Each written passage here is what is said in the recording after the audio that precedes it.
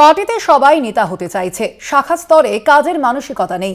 CPM এর রাজ্য সম্মেলনে খসড়া রিপোর্টে উল্লেখ, দলের মধ্যে উপদলীয় প্রভাব বন্ধ করা যায়নি। ভোটারদের মধ্যে তৃণমূল বিজেপি মেরুকরণ হওয়ায় সমর্থন হারাচ্ছে দলের শরিক দলের সঙ্গে আসন বিন্যাসে পরিবর্তনের পর্যালোচনা প্রয়োজন। সিপিএম এর রাজ্য রিপোর্টে এই বিষয়ে উল্লেখ করা হয়েছে বলে খবর।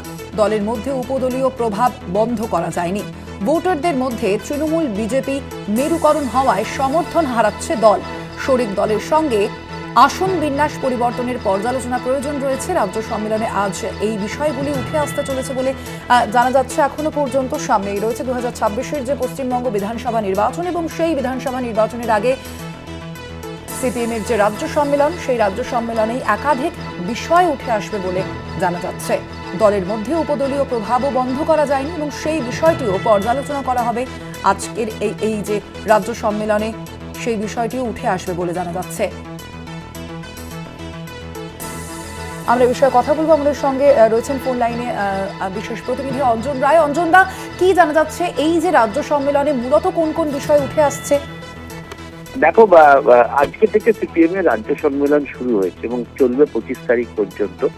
রাজ্য সম্মেলনের যে রাজনৈতিক খসড়া, সাংগঠনিক যে খসড়া রিপোর্ট থাকে, সাধারণত রাজ্য সম্পাদক পেশ করেন এবং এর উপরেই মূলত এই কদিন ধরে আলোচনা হয়।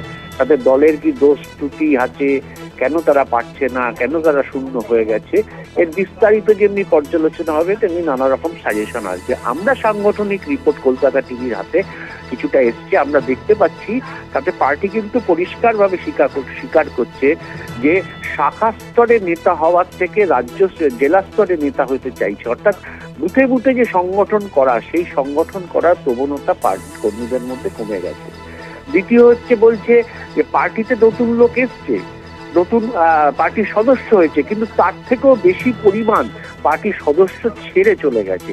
এইটা একটা কমিউনিস্ট পার্টির পক্ষে অত্যন্ত দুর্ভাগ্যজনক, কারণ কমিউনিস্ট পার্টিতে মেম্বার হতে গেলে 3টে ধারা অতিক্রম করতে হয়। সেই ধারা অতিক্রম করবার আগেই যদি পার্টি সদস্য কেউ ছেড়ে দেয়, তাহলে নিঃসন্দেহে বলা যেতে পারে যে পার্টি বাছার ক্ষেত্রে, পার্টি সদস্য কারা হবে তা বাছার ক্ষেত্রে পার্টির দুর্বলতা ছিল। তৃতীয় বিষয় বড়ভাবে এসছে শরিক দলগুলো সম্পর্কে, যে শরিক দলগুলোর কার্যত কাঠামো এবং কিছু সমর্থক ছাড়া কিছু নেই। বহু জায়গায় দেখা যাচ্ছে শরিক দল ইলেকশনে দাঁড়াচ্ছে, কিন্তু পুরো কাজ করে হচ্ছে সিপিএম এর পার্টির নেতারা, তাদের কোনো লোকও কোনো ক্ষেত্রে পাওয়া যায় না। এই ক্ষেত্রে আসন বিন্যাস, অর্থাৎ পুরো আসন বিন্যাসটাই ভাবা উচিত। অর্থাৎ যেখানে শরিক দলের কিছু নেই, কেন সেখানে শরিক দলের প্রার্থী থাকবে, সেক্ষেত্রে সিপিএম প্রার্থী দেবে। এইরকম একটা প্রস্তাবও এই সাংগঠনিক রিপোর্টে এসছে। স্বীকার করা হয়েছে যে বিজেপি এবং তৃণমূলের মধ্যে যে মেরুকরণ রাজনীতি, তা কার্যত ভোটের ক্ষেত্রে ভীষণভাবে প্রভাব ফেলছে এবং এটা পার্টির ক্ষেত্রেও প্রভাব পড়ছে। পার্টি পৌঁছতে পারছে না মানুষের কাছে যে এই মেরুকরণ রাজনীতিটাকে ভেদ করে।